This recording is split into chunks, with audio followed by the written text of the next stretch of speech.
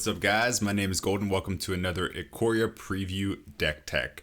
So today we are doing another Ultimatum deck. This one's going to be Temur. So Temur Flash, Temur Reclamation, those decks are extremely popular right now. Some of the best decks in the meta, and I don't think that's going to really change much. But we can use that to our advantage to pull off some gigantic finish spells. So I played a lot of the Temur deck, so I do like the overall archetype. So I took kind of a Temur Flash build and focused it more on ramping up into the giant new spells and giant new cards that we have at our disposal now. So two of those in particular. The first one is Genesis Ultimatum. Another one of the Ultimatum cards. Look at the top 5 cards of your library. Put any number of permanent cards into the battlefield or into your hand. So you get to choose. You don't have to put it into the battlefield. So I don't have it in here. I played around with it, but Hydroid Krasis, say you're running Krasis in this deck, which might be the right call. But you have a Krasis as one of those options. You obviously don't want to put that in the battlefield because it's going to die instantly, because without a casting cost of X, it comes in as a 0/0. So you would put that in your hand and any other ones in the battlefield. I left it out for now. Something that might go in this deck. I thought about it really hard about putting Hydroid Krasis in this build, but I wanted to move away from that for this build. So Genesis Ultimatum, big Temur card. We put Yudaru Wandering Monster in here as well because it's a giant creature that has a big payoff with the Ultimatum card. Especially with the Trample and Haste, you can just come in and maybe finish the game if you get one of these in your top 5 cards. But the cycling cost is very cheap, and the payoff for cycling it a lot is very high as well, even though in this deck we're not focused so much on cycling Yudara 4 times. I put enough of them in there that it's possible if the game goes late, for sure. But I wanted to have him in there as a good top end with not so much downside if you're drawing him early, for sure, because you can just cycle him out, draw another card. It's not that big of a deal. We also have Big Chandra. If you can get this on the board at any time, it's a good way to end the game over the course of some turns. Has a board wipe built in and some direct damage built in as well. So this is just a good top end card, especially when you're looking for big permanents to put into a deck. This seems like a good option if you're running red, for sure. Nissa helps us ramp. A couple of the new cards from the set in the mid game for the Flash archetype.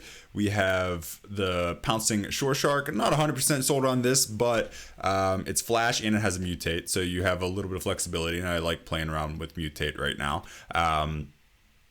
But the Flash mechanic allows you to bounce a creature, and there's going to be a lot of creatures, especially at first in the new set. A lot of big creatures coming out in Ikoria, so I feel like this can be something. They play a big creature at the end of their turn, you bounce it back with the Flash mechanic for this. Obviously just goes right hand in hand with Flash. 5 mana might not really need that, but I've found playing Temur that getting to 5 mana is not that hard with Growth Spirals and Uros and stuff like that. So he's in there as a 2 of. We have Night Pack Ambusher. Not much you need to say about that. A few ionizes. I didn't lower the amount of counters. I didn't put in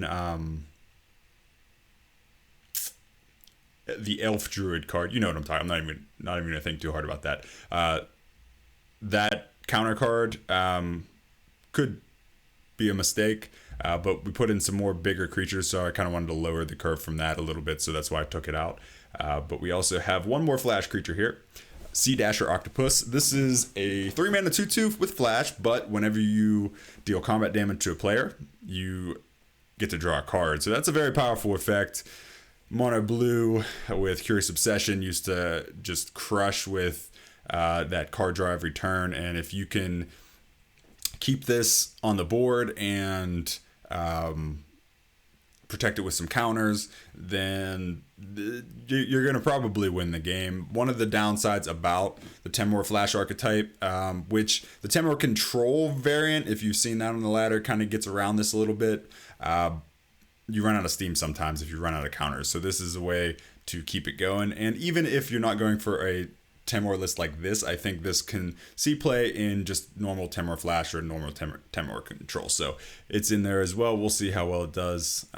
Also does have a mutate cost of 2. So even though it's 3 mana, you can just mutate it onto another another permanent on the board, which in this deck, the way I have it built, might not be the best, but just something to think about moving forward with that card as well. So that's the deck. I'm excited.